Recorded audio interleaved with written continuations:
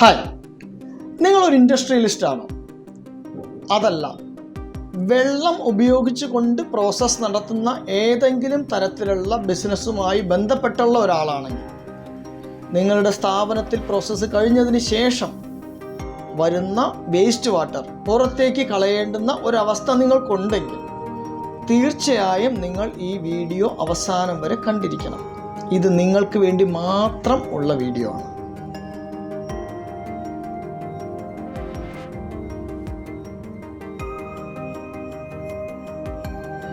ഞാൻ Vineeth, water consultant from Palakkad. നിങ്ങളുടെ സ്ഥാപനത്തിലെ പൊല്യൂഷൻ സർട്ടിഫിക്കറ്റിന് വേണ്ടിയിട്ട് നിങ്ങൾ സമീപിക്കുമ്പോൾ അതിനകത്ത് പറഞ്ഞിരിക്കുന്ന ചില പാരാമീറ്റേഴ്സ് ഉണ്ട്. അതിലൊന്ന് വളരെ ഇമ്പോർട്ടൻ്റ് ആയിട്ടുള്ള ഒരു പാരാമീറ്ററാണ് ബയോളജിക്കൽ ഓക്സിജൻ ഡിമാൻഡ്, BOD. ഇത് സാധാരണ വേസ്റ്റ് വാട്ടറിന് പറയുന്നത് 30 ആണ് നമ്പർ പറയുക. അതിൽ താഴെ ആയിരിക്കണം നമ്മുടെ സ്ഥാപനത്തിൽ നിന്ന് പുറത്തേക്ക് കളയുന്ന വെള്ളത്തിൽ ഉണ്ടായിരിക്കേണ്ട BOD ലെവൽ. എന്നാൽ ഈ BOD എന്താണ് എന്നറിയാമോ?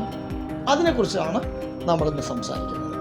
നമുക്കെല്ലാം ജീവിക്കാൻ അത്യാവശ്യം വേണ്ട ചില ഘടകങ്ങളുണ്ട്. ഒന്ന് വെള്ളം, വായു, ഭക്ഷണം.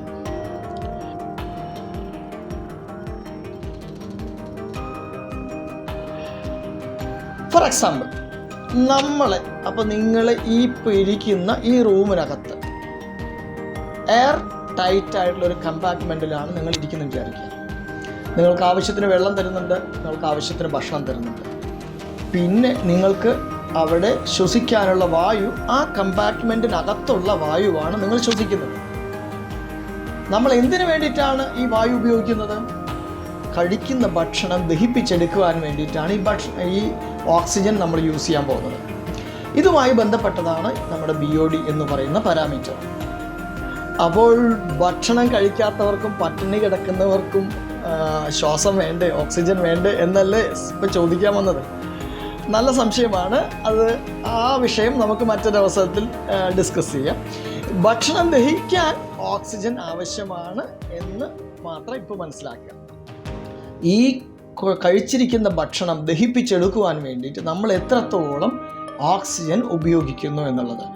നമ്മൾ ഈ റൂമിലിരിക്കുന്നത് അറ്റ്മോസ്ഫിയറിലായതുകൊണ്ട് നമ്മളത് കൺസ്യൂം ചെയ്യുമ്പോൾ നമ്മൾ അറിയുന്നില്ല. പക്ഷേ ഇവിടെ വാട്ടറിനകത്ത് ഡിസോൾവ് ആയിരിക്കുന്ന ഓക്സിജൻ കൺസ്യൂം ചെയ്യുന്ന ചില ബാക്ടീരിയാസും മൈക്രോ ഓർഗാനിസംസും ഉണ്ട്. അവർക്ക് ആവശ്യമായിട്ടുള്ള അളവിൽ ഓക്സിജൻ അതിനകത്ത് അടങ്ങിയിട്ടുണ്ടോ എന്നുള്ളതാണ് കൂടിയാണ് നമ്മളിവിടെ നോക്കുന്നത്.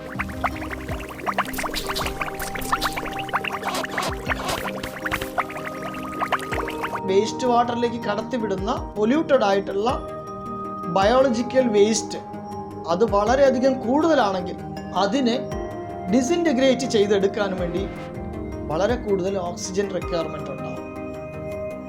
അതുകൊണ്ടാണ് BOD ലെവൽ പൊല്യൂഷൻ കൂടുമ്പോൾ കൂട്ടി കാണിക്കുന്നത്.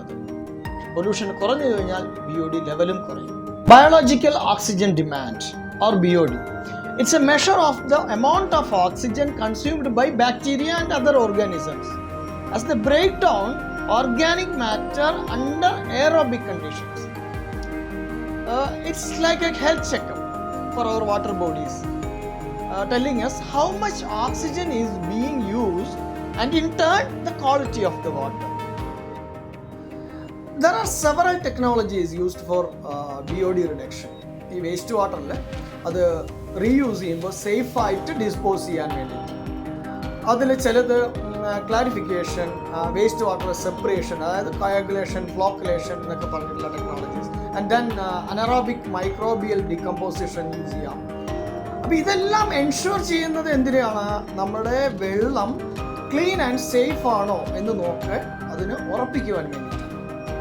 ഇനി നമുക്കിത് എങ്ങനെയാണ് BOD ടെസ്റ്റ് ചെയ്ത് നോക്കാം. ആദ്യം വാട്ടർ സാമ്പിൾ കളക്ട് ചെയ്യും. ഒരു സ്പെഷ്യലൈസ്ഡ് ബോട്ടിൽ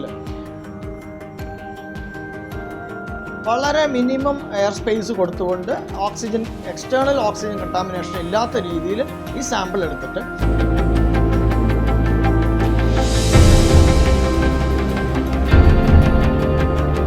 ഇനീഷ്യൽ ഡിസോൾവ്ഡ് ഓക്സിജൻ കോൺസെൻട്രേഷൻ ആദ്യം ചെക്ക് ചെയ്യും. എന്നിട്ട് സെപ്പറേറ്റ് സാമ്പിള് ഒരു കെമിക്കൽ ടൈട്രേഷൻ മെത്തേഡിലൂടെയാണ് ചെയ്യുന്നത്, ഈ ടെസ്റ്റിംഗ് ചെയ്യുന്നത്. പിന്നെ ബാക്കി ഉള്ള റിമൈനിങ് സാമ്പിള് ഒരു സീൽ ചെയ്തിട്ടുള്ള കണ്ടെയ്നറിൽ ഇൻക്യുബേഷന് വേണ്ടിയിട്ട് വയ്ക്കും. അത് വയ്ക്കുന്നത് 20 ഡിഗ്രി സെൻറ്റിഗ്രേഡിൽ ഒരു 5 ദിവസം ഇൻക്യുബേഷൻ വയ്ക്കും.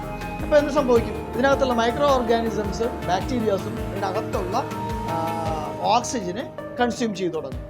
After incubation period, after 5 days, ഈ ഫൈനൽ DO കോൺസെൻട്രേഷൻ വീണ്ടും ചെക്ക് ചെയ്യും.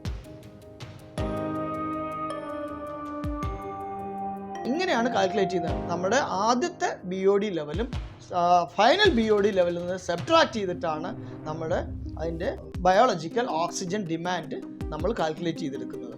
ഇനി നമുക്ക് നമ്മുടെ സ്റ്റേറ്റിൽ BOD ലെവലിൻ്റെ നോംസ് എന്താണെന്ന് നോക്കാം. അപ്പോൾ ഡിസ്ചാർജ് ചെയ്യുന്നത് ഇൻ ടു ലാൻഡ് സർഫസ് വാട്ടേഴ്സിനാണെങ്കിൽ BOD should not exceed 30 mg/L. ഇതെന്തിനാ? ഓക്സിജൻ അക്വാറ്റിക് ലൈഫിന് പ്രശ്നമില്ലാത്ത രീതിയിൽ വാട്ടർ ബോഡിയിലേക്ക് ഡിസ്ചാർജ് ചെയ്യാൻ വേണ്ടിയിട്ടാണ് പറയുന്നത്.